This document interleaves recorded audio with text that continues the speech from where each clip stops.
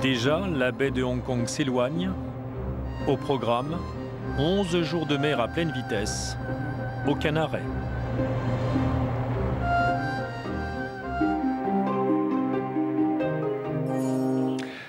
Le Nabucco va entamer sa remontée vers l'Europe. Il va quitter la mer de Chine pour entrer dans l'océan Indien. Nous en profiterons pour nous intéresser à toute cette côte sud de l'Asie.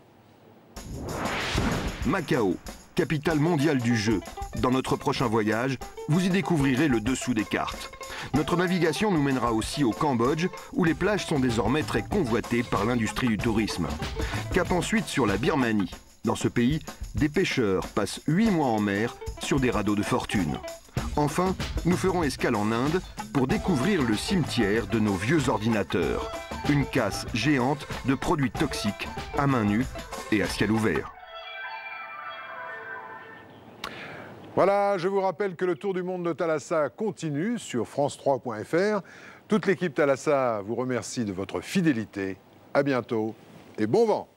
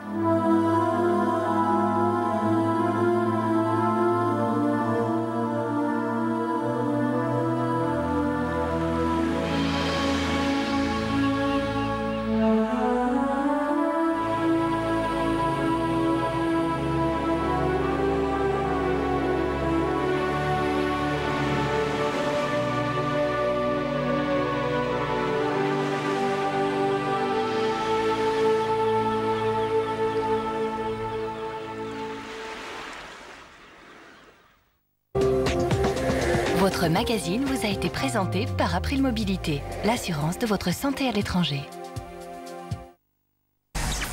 Enseignez le français sur tv5.org. Professeurs de français du monde entier, voici le site pédagogique spécialement fait pour vous. Des cours clés en main et des idées pour la classe pour gagner du temps et motiver vos élèves, des thèmes variés et un support vidéo interactif exceptionnel, des fiches à imprimer et une foule de solutions pratiques pour vos cours. Déjà plus de 35 000 professeurs. C'est une réussite sur tv5.org.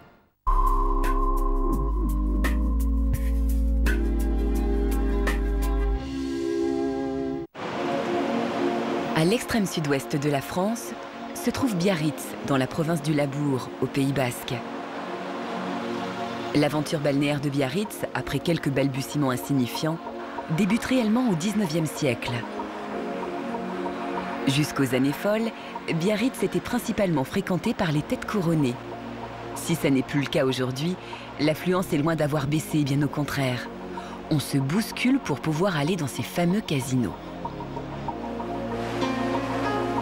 La passerelle du Rocher de la Vierge est un des lieux les plus fréquentés de la ville.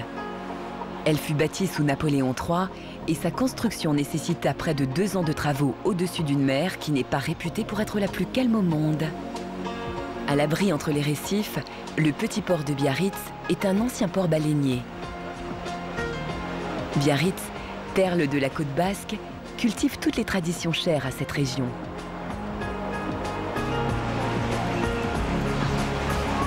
L'influence de l'océan, conjuguée aux courants chauds locaux, font de Biarritz une ville à la fois très agréable en hiver et parfaitement supportable en été.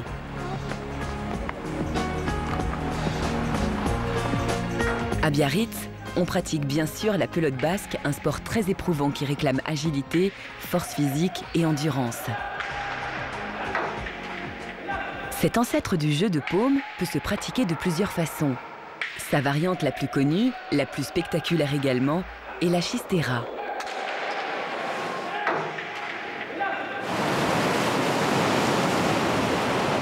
Au milieu des années 50, un homme du nom de Peter Wirtel vint faire un séjour dans la ville.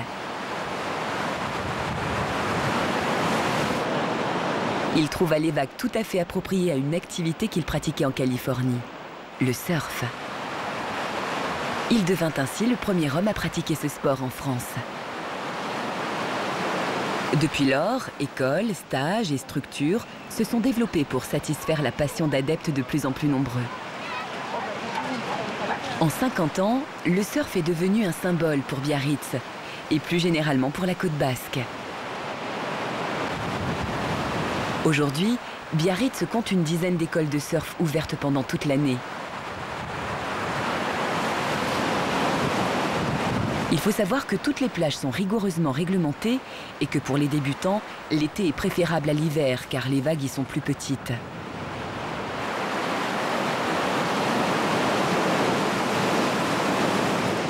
Il faut également savoir que, depuis plusieurs années, Biarritz agit pour la sauvegarde de la qualité de ses eaux de baignade.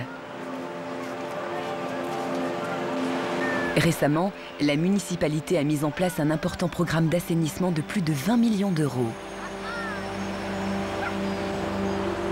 De plus, on y effectue un contrôle permanent et en temps réel de la qualité des eaux, en raison de la fréquentation très importante des eaux de la côte basque.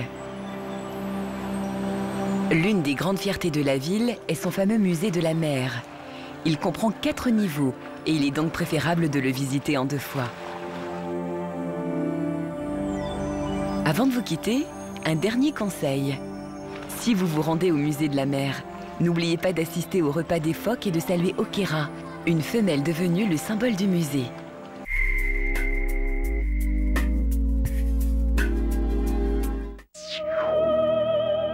Maurice Béjart nous a quittés. TV5 Monde rend hommage à la vie et à l'œuvre du chorégraphe le plus doué de sa génération. Il y a sur Terre 2 choses précieuses. La première, c'est l'amour. La seconde, c'est l'intelligence. Il a fait danser les plus grands et a su mettre la danse à la portée de tous. Béjart, vous avez dit Béjart, un documentaire exceptionnel, demain sur TV5 Monde. TV5 Monde. Découvrez Envie de voir avec Air France.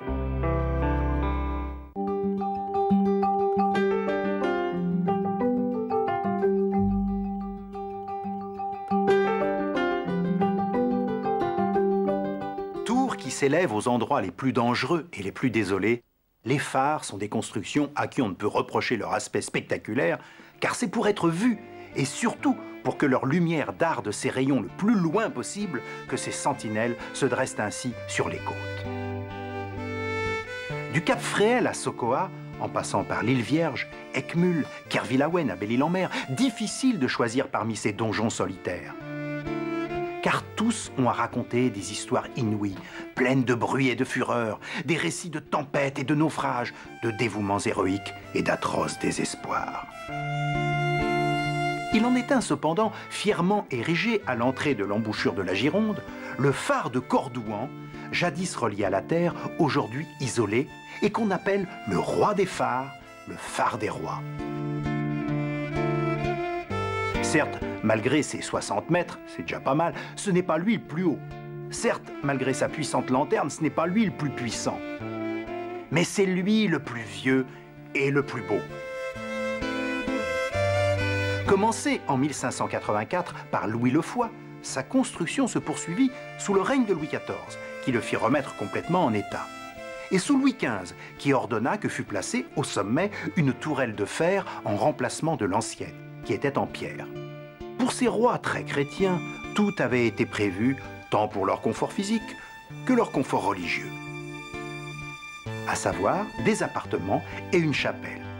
Unique en son genre, cette chapelle baroque s'orne de vitraux que les vents violents n'ont jamais réussi à briser. Un petit détail n'a pas échappé au mécréant que je suis lors de ma dernière visite à Cordouan. Sous le porche d'entrée de la chapelle, à droite, j'ai vu qu'était placée une bouée de sauvetage. Je me suis alors interrogé sur la gravité ambiguë du signal SOS, formé des initiales de la formule « Save our soul », « Sauver nos âmes ». Une fois un corps emporté par une lame, par une vague violente, qu'advient-il de son âme? Sont-ce les âmes ou les corps qu'il importe de sauver dans un naufrage? Les corps, ne les repêche-t-on pas, hélas, quand il est trop tard? Bref, croyant ou pas, en mer, soyez prudents et bon vent jusqu'à Cordouan.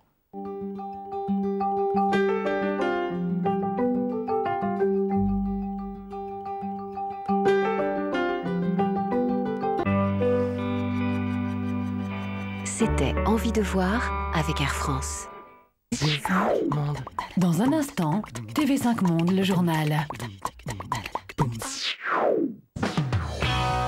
Zoé, Romain, Carmen et Mehdi, ils sont tous là. Il est temps que j'assume mes propres choix.